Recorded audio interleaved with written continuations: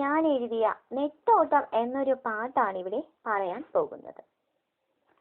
ബണ്ടൻ ട്രാക്കിൽ പോയൊരു സുഹൃത്തെ ഗുരുതരമായൊരു ട്രാഫിക് സിഗ്നൽ കാത്തിരിപ്പാണ്.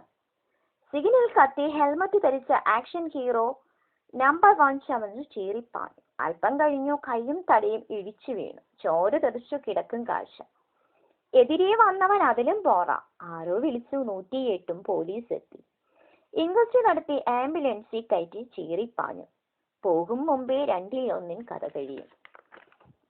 കേരളമാകെ വണ്ടിക്കായും യാത്രക്കാരെയും കൊണ്ടുള്ള ആരവമേള. റോഡാകെ ബ്ലോക്കും സുരക്ഷിതമായൊരു റോഡും ജീവനുമില്ല.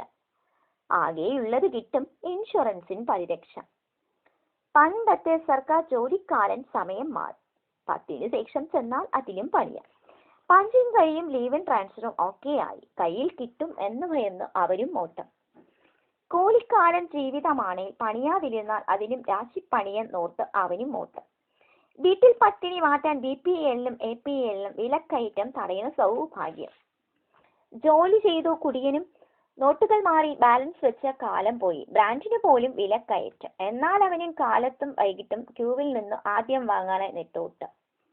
മനുഷ്യൻ ആർത്തിക്കൊടുവിൽ കിട്ടും. വൃദ്ധ വിധവ വികലാംഗ അഗതി ക്ഷേമ പെൻഷൻ നൽകി സാന്ത്വനമേകി ഗവൺമെന്റ്. ആകെ സുലഭം ബില്ലുകൾ.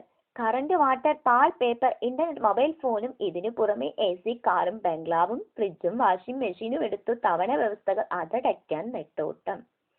പലിശക്കാരുടെ മുന്നിൽ ഒരു നില പണിയാൻ തത്രപ്പെട്ടവനെ ബാങ്കുകൾ വാടി വിളിക്കുന്നു.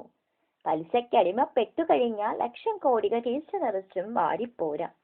തിരിച്ചടവും ഓർത്തു കരയേണ്ട. തവണ വ്യവസ്ഥകൾ ബാധകം. വീട്ടിൽ പട്ടിണി ആയിക്കോട്ടെ. ജപ്തി ഓർത്തു തിരിച്ചടയ്ക്കൽ മുടങ്ങേല. ദൂർത്തടിച്ച ജീവിത ബാക്കിക്കൊടുവിൽ ജോലി കഴിഞ്ഞു വീട്ടിൽ വന്നാൽ മരണം വരെയും വീർപ്പുമുട്ടി നെട്ടോട്ടം. ഹലോ മൈ ഡിയർ ഫ്രണ്ട്സ്, ഞാൻ പറയുന്നത് സത്യം തന്നെയാണ്. നിങ്ങളും ചിന്തിച്ചു നോക്കൂ. Thank you my dear friends.